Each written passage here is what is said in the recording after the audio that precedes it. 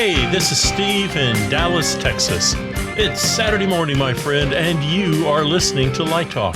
Hi, this is Stan in Gainesville, Florida, and today we discuss starting a business, first meeting with the ME, when to give it all up, breathing and speaking, and of course, old eyes, all on Light Talk.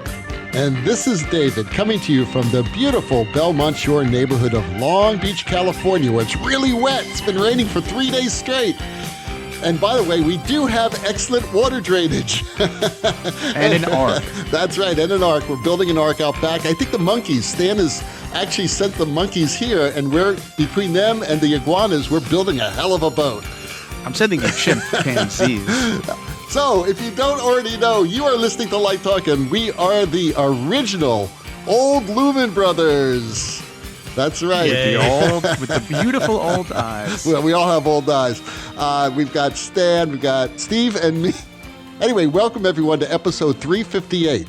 And we want to welcome Stan back. He's been gone for a few weeks. You went up to Chicago and you froze your butt off, right, Stan, at Ernest? Last time. I'm seeing the whole world as if for the last time. Last time? What? You want to explain something to our listeners? Yeah, what they say, you know what they say? They say that, there's this notion about slowing down and smelling the roses. And as you get older, you look at things more deeply. You take the time to look at the beard on Steve's face, the beautiful shine of David's head, the size of my nose. We just take a little bit more time and drink it all in. As I've been drinking it all in, David, the cold, the warm, the wet, the wild, the East Coast, the West Coast. Soon I'm getting the hell out of here. I don't know where it's going to be, but it ain't going to be here. What do you mean, Stan? No. Let's just move on with the show. Move along, little boys. You've told everyone else except for our listeners. Move along, little doggies. Just move along. What I hear is, are you going to eat that roll? That's what I hear. Eat the roll? You going to eat that roll? You gonna eat that roll? Is it a cinnamon roll? Are you gonna finish that?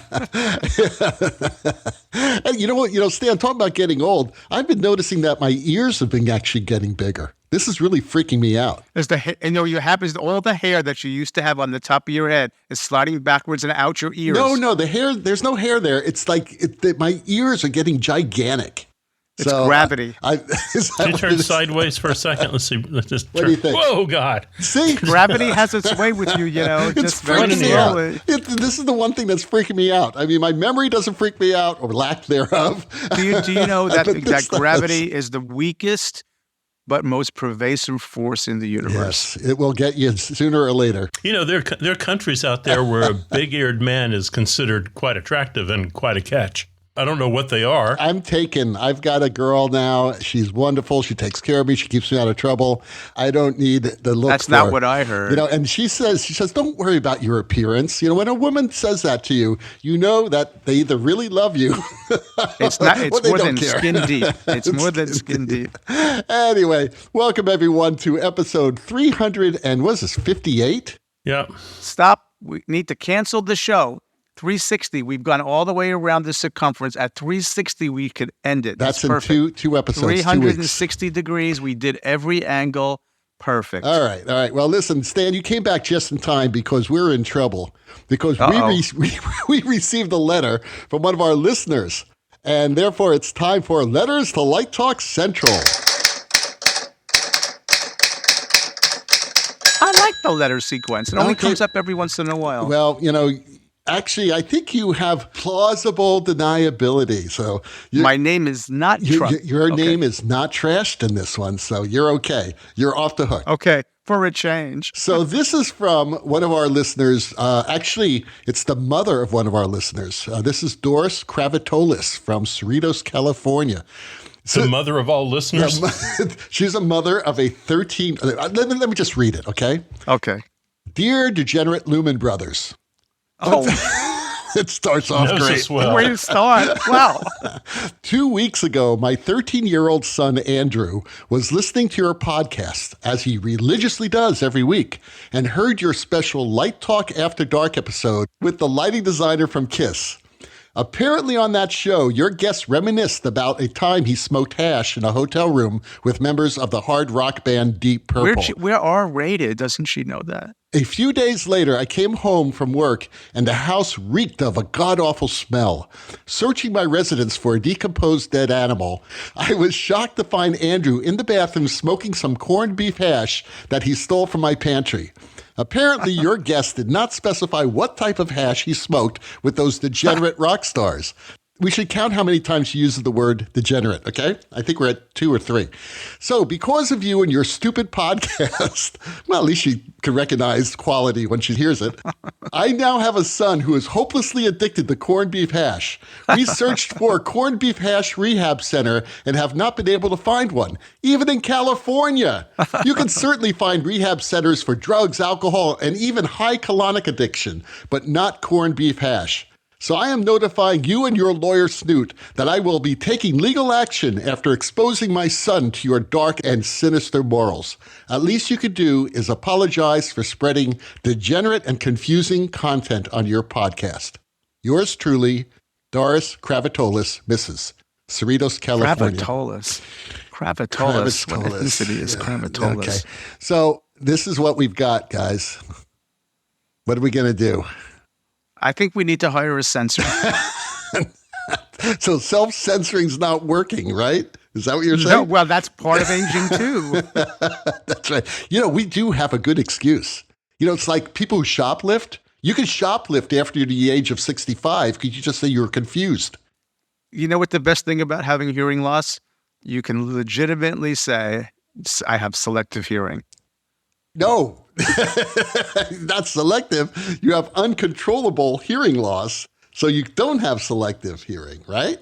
No, I could. No, you're missing the point. Okay, is that I could make believe that I didn't hear something I don't want to hear, and just act as if I didn't hear it. Right. But you wouldn't tell people I have selective hearing. You say I didn't hear that. I'm old. I'm confused. Hold on. Did she say her 13-year-old son? 13-year-old son Andrew. Yes. He's an adult. According to Jewish law, he's an adult, 13. Let me just point out, if she has a 13-year-old son, that means that mom's the problem. Mom is part of Generation X. That is the problem. You're right. 1965 to 1980. Maybe she's a little older, but she's kind of a late bloom. You got to kick off. Don't get into the ageism thing. It'll get us in trouble again. All right. Well, I am going to officially apologize to Doris Kravitolis and her son Andrew that we did not specify the exact type of hash that our guest was smoking with Deep Purple. Okay. I guess that would have saved her a lot of trouble. Anyway, Steve has our first question of the day. It's John in Atlanta, and he says, I have a hard time talking to people at production and design meetings. Any suggestions? Well, this kind of suggests that maybe you need some one-on-one meetings before you get to those big room full of people. So you and the director and the other design members and electricians and production staff are meeting on a regular basis in a much more smaller, intimate fashion. In these big meetings, it doesn't hurt to have notes. It doesn't hurt to have an agenda about what you want to talk about, as opposed to thinking I'll just kind of freestyle my way through the meeting. So I would start with just writing some notes down, the 4 or 5 points you want to make, and read them, and just respond to the people in the room. Do you guys ever have problems talking when you? I'm assuming John is young. When you were young, did you have problems talking to people in the room? Did you feel all eyes were turned to you the minute you started speaking? I had problems shutting up. That's me too. Stan and I are the same on this one. Yeah, I'm talking too much, man. Not sucking up all the oxygen in the room. Jeez. But just have a drink. Do like the Brits. Have a drink. Scotch at the have a drink table. and some corned beef hash. Yeah, have a drink and some hash first. Oh, God. There's some 13-year-old. You know what happened to me? I don't know if this is connected, but this, I almost hit a guy on campus today. He was walking down the sidewalk with those new Apple glass things. Oh, no. on. He was wearing those stupid things? Yes. Oh, my God. He almost walked right into my car. He must have been reading his email and his glasses. So I don't know. I think you just have to I did take a public speaking course in undergrad, and that really did help. And one of the things that they taught, and I taught speech communications for a while in my early career. And one of the things is you just need you got to think of it structurally. So an opening, 3 points, make them short, and a conclusion. And if you're just thinking, what I want to say up front to get people's attention, make 3 salient points, and then conclude, and then shut up. Yeah. Just like I just did. That's right. Very good, Stan. I'm glad that you actually worked in an example into your answer, which is really awesome. The less you say, the better. That's my motto, but I don't follow it. One thing that's really important, especially in a production meeting, that you always be positive and affirm their ideas, because remember, they're sort of like, especially if you're young, they're kind of like in the same position you're in. So they're kind of afraid to talk too. And they may say something if you say, nah, I don't think so. Or there's something better we could do, or something like that. No, you don't want to say that. You want to build a relationship. Just imagine, I'm on this kick now where all of your relationships, professional, should be like your personal relationships. So if you think about what you want to do to make the other person feel better and build the type of synergy and the type of collaboration, then you want to encourage your collaborators. So I would always be positive. And if you're positive about something, that's a good way to start talking about something. You can also consider the age-old saying, do I have a dog in this fight? Sometimes sitting there and saying nothing is quite good too, because you have nothing to contribute. If you're just repeating what the problem is, that's not so great. You want to offer a solution. So, and also it's about opening a door to conversation rather than saying, gee, you have a stupid idea.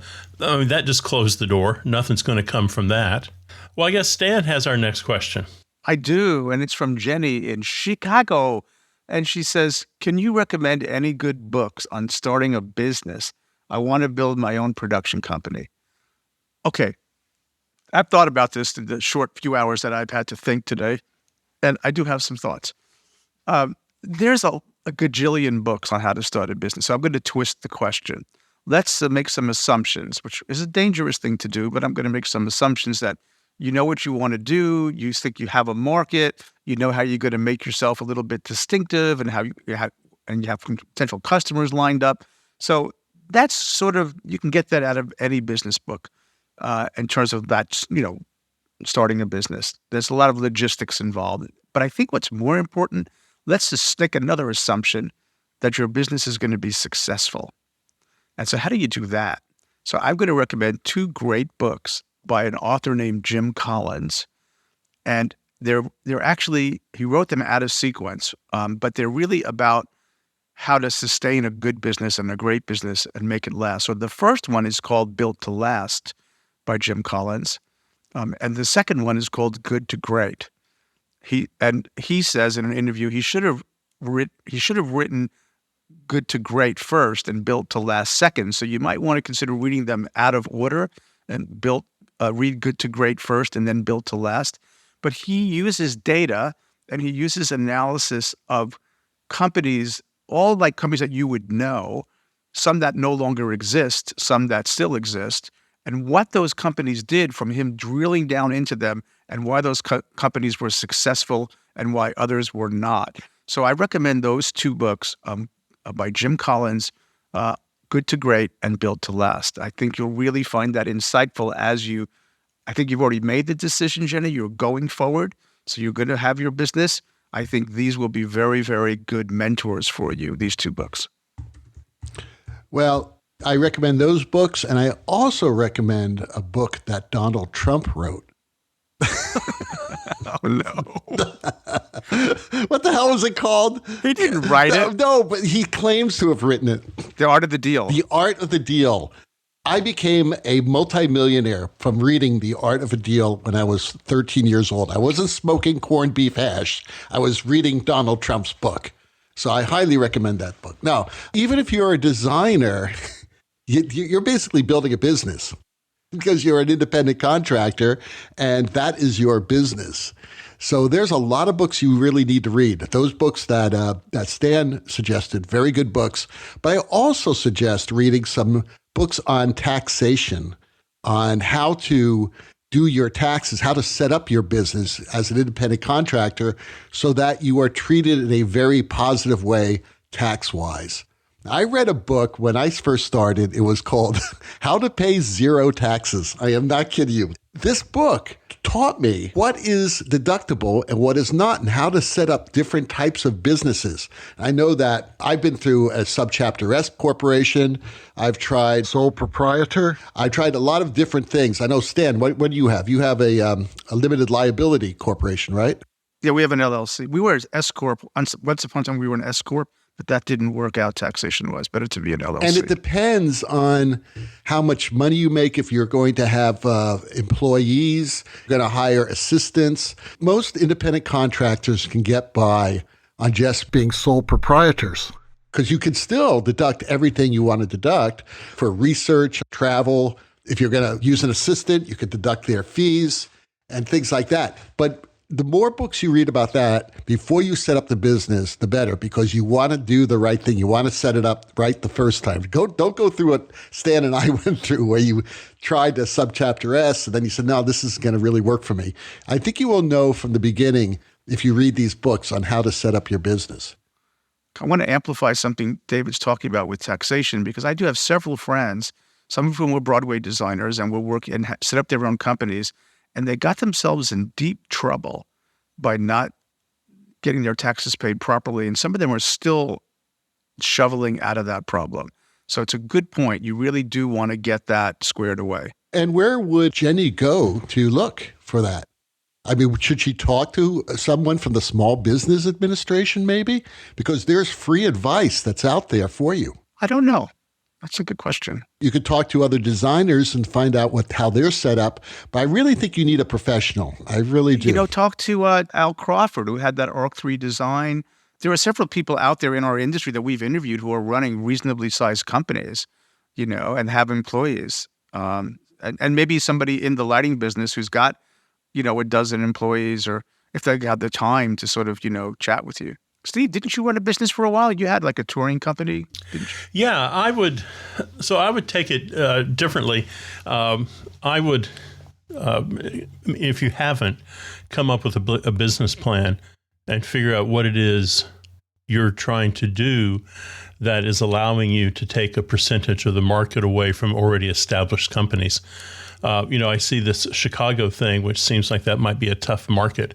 You might want to look at, and maybe it works for you, but you might want to look at a market that's ready for your business rather than, try to come in with something that's already got half a dozen companies doing exactly what you do, probably better than you do it. It's interesting that you mentioned that Chicago thing, because our next letter is from Denise, also from Chicago. And she writes, I am a 35-year-old lighting designer, already established in the business with regular gigs at regional theaters. I've created professional relationships with several directors who got me these gigs. But it seems lately that my entire career has taken a change for the worse. Some of these theaters have changed artistic directors who are no longer hiring the directors who I work with. It's sad, but a lot of these directors are in the same position that I'm in. Unfortunately, I'm at a point in my life where I'm kind of in the perfect storm of unemployment. It feels that I'm getting too old to make new contacts with directors, and new directors who are being hired are in their mid-20s and hire their friends for design positions who are the same age. What should I do? Wow. We've answered this question. We answered this? Is that what you said? I think so. I mean, we've answered it maybe multiple times. And when I read this question today, what first came to my mind was, damn, diversify. And is it too late? She's in her 30s. Yeah, she's in her mid 30s, but you're telling her to give it up. This is what she wants to do. She wants to be a theatrical lighting designer. Yeah, I don't think you should give that up right away. I mean, I think you're at a turning point. I really do. And this is going to test how strong your passion is to do this, to be a lighting designer. Because we all know people who have reached this point. It happened to me, actually. It happened to me about the same age. I was about 30 years old.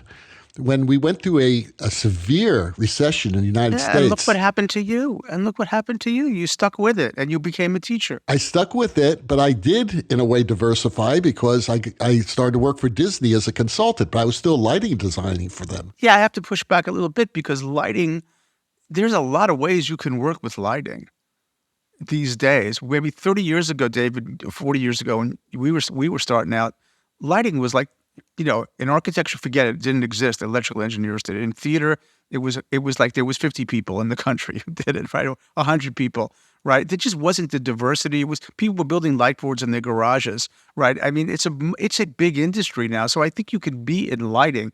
I think you have to not cast yourself too narrow. Maybe that's a better way to say it than diverse. If you just see yourself as this narrow, pure thing, then I think you limit your opportunities. Yeah, I think also, and you're right, Stan, I'm not arguing with that, but I think what Denise is talking about here is that she, over the past 10, 15 years, she has created relationships with directors who have been hiring her to light their shows. And now these directors, for one reason or another, are falling out of favor with the artistic directors, and they're not getting gigs. So she's feeling that she's sort of past her time to meet new directors, because directors who are her age, 35, whatever, already have their lighting designers, and directors who are in their 20s don't want to hire her. She has no connection with them, age-wise. I got it. I get it. Creative destruction. It's brutal. She should just accept her fate? Is that what you're saying? I'm saying that we live in a brutal economy. We're in a capitalist world, and jobs disappear. It just happens. It's brutal. It's not comforting. I mean, it's a brutal kind of system, and you either got to figure out how to surf that wave or be buried under it. Wow. Because that wave's going to come. It's going to come for all of us. I don't know. I'm trying to think of some advice to give you because you want to stay as light. I wish I could be more positive, but I'm trying to be honest. No, I get it. And yes, maybe if you made more connections with other people, maybe in architecture or whatever, you'd be in a better position. But this is not helping her out. We're trying to help her out. I honestly don't have a thought for that. Maybe Steve does. All I can think of is you chose poorly. Your directors are dropping by the wayside. Now, don't blame her. Don't blame her. Don't blame the victim. I'm blaming these people.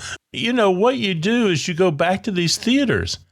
You go back to that theater, to these artistic directors, and say, "Hey, I have a lot of skill. I have some chops. I've done half a dozen shows for you suckers that everybody loved, that were gorgeous and beautiful. Nothing's changed. I'm still the designer I always was. So, give me a shot. Steve, the artistic director does not hire the lighting designer. The director hires the lighting designer. I think the artistic director, sure, in a perfect world, but I don't think that perfect world exists much except in a few theaters. I think artistic directors and producers are looking for the best bang for their bucks. And if they can find someone who is good, who is local, and they're not having to pay that airfare to bring someone in, how many theaters have gone through that? We're going to bring in these Broadway designers. Well, after a few years, good luck with that, unless you are the Shakespeare Theater or you're the Guthrie. Theaters are having a hard time surviving too. So you just have to prove to them that you are the product they want, and you're there. You're local. You're right there with them. You're the artistic director and I'm the director. Tell me that you have this great lighting designer you want me to use. Go ahead. Hey, I was looking at your budget, and if you want Madonna to do that part, well, your lighting designer ain't going to be lighting it. And I think the director will throw their designer under the bus. I'm going to tell you what the director's going to say. I'm sorry, Steve, but if you really want me to do this show, I've got to work with people I know and trust and I communicate with, and it'll save a lot more time if I have Denise design the show for us. I find it hard to believe. Maybe she's got me fooled. I find it hard to believe that Denise and these cadre of directors who have fallen by the wayside are working at these mega spaces where they get exactly what they want, and then one day they're all on the outs. No, maybe it's just bad luck. I'm sure there are theaters that do exactly what you do, but I think there's just as many theaters that don't have the financial resources to just give the director everything he or she needs. I know if I'm at the Met, that's one thing. I'm not talking about that. We're talking about regional theaters here. We're talking about smaller regional theaters, where it sounds like, a typical designer in their 30s would probably be working at and be successful at. But what happens is that an artist, let's say you have this summer gig that pays you like $30,000. Okay, you're designing 3 or 4 shows, right? That artistic director leaves, and a new artistic director comes in and says, I want a whole new team. I know the lighting designer I want. I know these people. They're going to be my staff people. So that's $30,000 you've just lost. And your 3 directors are now out on the street as well. Then another gig happens, and you're going to get paid $8,000 for that. And that artistic director says, I'm not going to hire John to be the director anymore. And I'm going to hire Serena, and they're going to want their lighting designer. So you're out another gig. So that's $38,000. So you see, this sort of things build up, and this does happen. It happens all the time. The problem is I don't have an answer. I really don't. Except try to meet new directors. That's the only answer I can have. I don't think going to the artistic director, unless they have a staff position, maybe if they have a staff lighting designer position, then the artistic director would hire you. But if they're directors coming in and out with lighting designers, it's real tough to tell a director to use an unknown designer, especially if they've already established relationships with their production teams. For years, decades, I've worked with the same directors and with the same production teams. But occasionally you work with a new director and you start to build a new relationship. I think that's the thing is, the same question could be phrased, well, all my directors have retired, and what do I do now? You start over. You're 30-something, and all of your 65, 70-year-old directors that you're working with, they've retired. You have to start over. You can't just say, well, they retired, so I'm going to retire too. I was talking about this with a colleague yesterday about where I work, and the world has changed, and maybe more profoundly than we have yet to realize. The world really has changed. And she talks about they're hiring 20-year-old directors and so on and so forth. Our solutions are from another time. So I don't really know what the solutions are for this time. We talk in euphemisms about disruption and all that, but I think we don't really appreciate the storm we're in.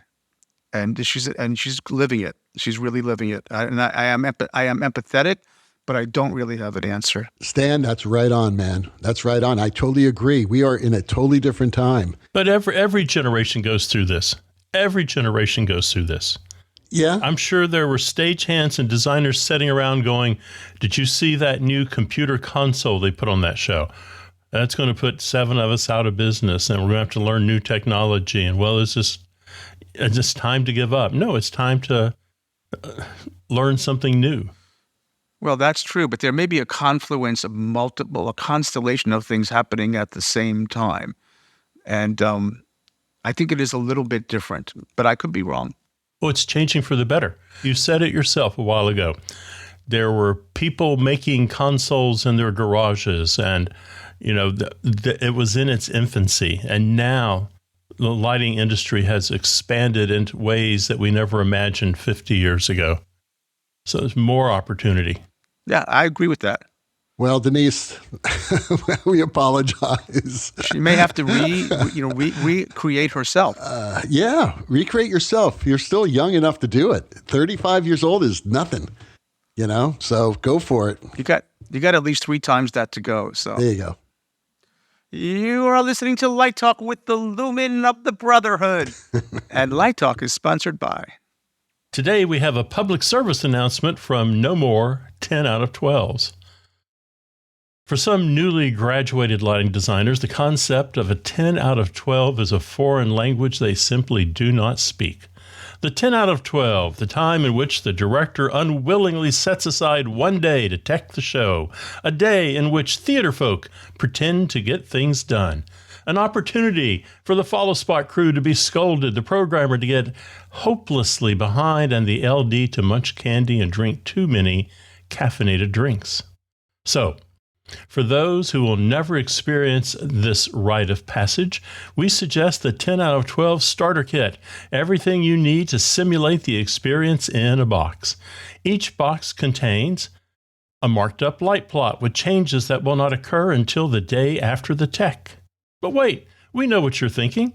If I mark changes during the morning run, what's the point of the afternoon run, as no changes will have been made?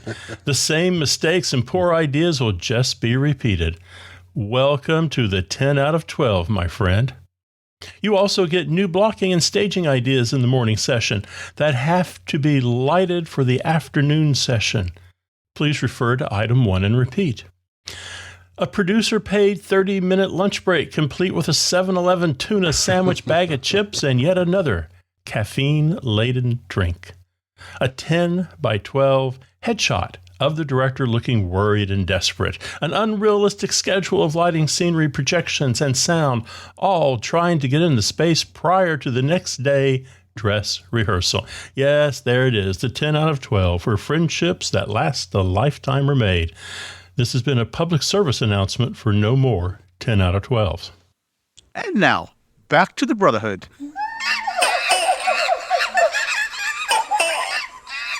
Well, the sound of those lovable hipster monkeys, iguanas, and ducks bouncing around Stan's living room means that once They're in the backyard. They're in the backyard. We kicked them out. It got a little messy in the living room. They're building the ark around my house. They are building the ark. For hurricane season in a few months, right? Some monkeys, iguanas, and ducks building the ark outside of my house means that once again, it's time. All the unicorns went up to Disneyland. Yeah, they did. Little do they know. Right.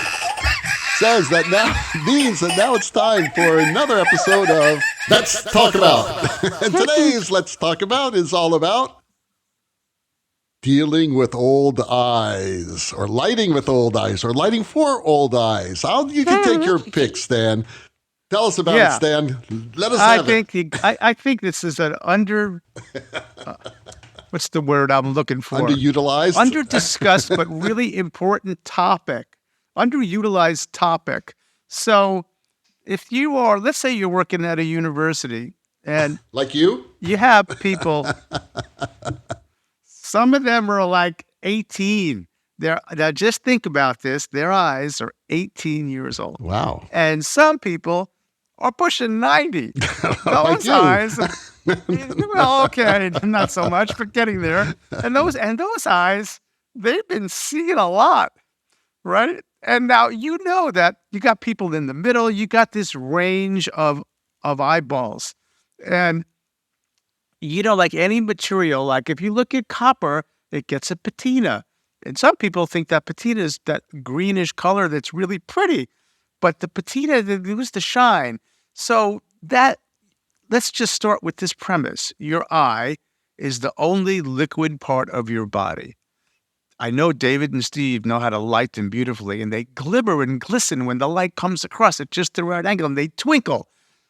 But as you get older, the eyes, they become like cellophane. They start to twinkle. They can't move as well. I'm thinking more like a hard-boiled egg. I'm going to puke. Like a hard-boiled egg. There you go. Oh, God. Right. So, all right, putting aside all of my humorous banter for a moment, it's true that when you're setting levels in the theater, you have to have some sensibility about who you're lighting. I'm talking just about intensity now, right, and brightness for a range of audience. So if you're doing children's theater and all the kids are 12, that's one thing. They can see in a dark room. It's unbelievable, like they have X-ray vision. And if you're doing the Villages here in Florida where everybody's over 70, that's a different level of visual acuity. So we don't talk about visual acuity in our conversation, and we should. And so our lighting designers have to make some level of accommodation or understanding about the range of brightness sensitivities due to aging eyes in the audience. So I'll just put that out on the table for the rest of you to now discuss. You just have to adjust your timing, Timing. because as you get older, it becomes more and more difficult for us to adjust to changing light levels. True. So those fast changes, they ain't going to work anymore. We want slow changes. And we don't want to use a lot of blue anymore because, Granny is seeing black up on stage. So, it is difficult. It is difficult. All of a sudden, you get this patina on your eyes, I guess, becomes yellow. And so things start looking more yellow to you. Very gradually. You're just throwing that blue at it, and it's like Smurf to everybody else. And it's like the perfect balance for you. Well, I have a simple solution. Just light everything bright and keep the contrast levels up high. You're going to be fine. Contrast is everything. That should be the motto of our show. The Lumen Brothers, contrast is everything. Contrast is everything. We have the contrast of Steve, David, and Stan. Right. It's the contrast of us, of the brothers and sisters. We're all contrasts. But you know what I'm experiencing? So that's absolutely true. But I'm going to the eye doctor next week, and I suspect that my iris is not adjusting to changing light level, particularly at high level. I'm seeing a lot of glare because I can't. Because your iris doesn't close fast enough. That's what you're saying. Right. Well, with the camera, so when you shoot with a wide aperture, you get bokeh. Everybody know what bokeh is? Look it up. Okay. You get the blurred background, right? And so, but if you close down to your foveal vision and you like look through a tube, it's better. So I suspect that my iris is not adapting as quickly as it used to, and I'm going to find out. But I think the larger point about a sensitivity, a sensibility for the desire, do you guys consider that when you are lighting a show, thinking about the range of eyeball ages in your audience, and at least make guesstimates about where you think things need to be? As you know, I like mostly operas and musicals, and usually the audience members are older, but we do get a lot of young audience members too. My shows are pretty damn bright. Even if I have one light on and it's like shooting across. And you're a bold stroke designer, which is great. That's just my style. Right. But even some of the stuff where it's not that bold stroke, it's much more general type of atmospheres. They are brighter. And it's not because I need it, but because I know that people think it looks better. They really do. Well, this is the funny thing. We keep asking manufacturers to make the lights brighter and brighter, and they've done a fabulous job of doing that. And my students turn it on, man. Here's the deal. I think that students are a little timid when it comes to intensity. They are.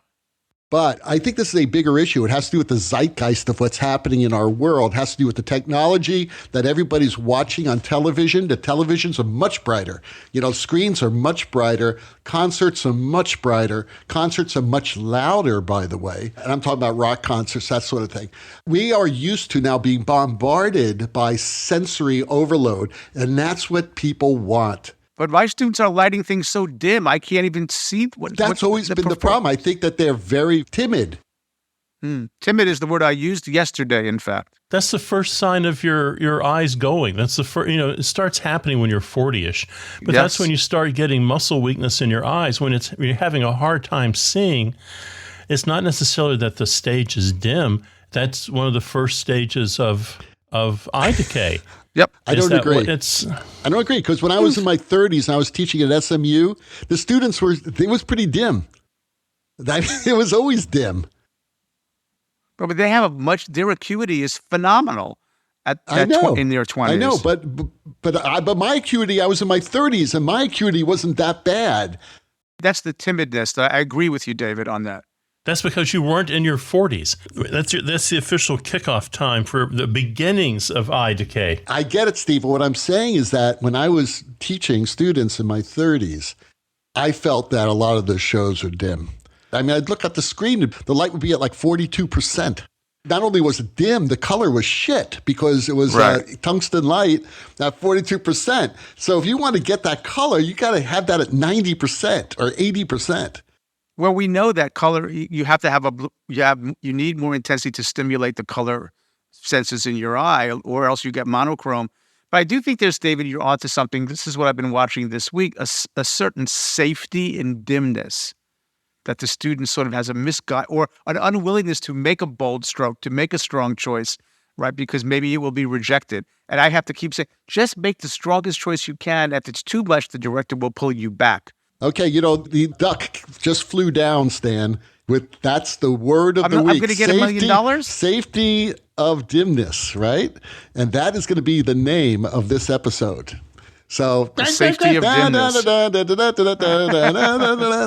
Stan, you won today's magic phrase. The safety I get like $500 or something. Yeah, collect your $500. That's right. That's good. But Groucho has to give it to me. Yeah, but I think this is a very interesting discussion because there is a timidity in students. And when there isn't, it's like, yes, it may look like shit, but it's strong. And you made a choice. You Even if I don't like the choice, just make a choice. And I want to take them out of my sports car, and I want to show them how to punch the brake, pop the clutch, make a left, squish the wheels. Have some energy in your choices. Were you doing that when you almost ran over the guy with the Apple goggles? Like nobody wants to say anything too strong or too funny because they're going to get judged.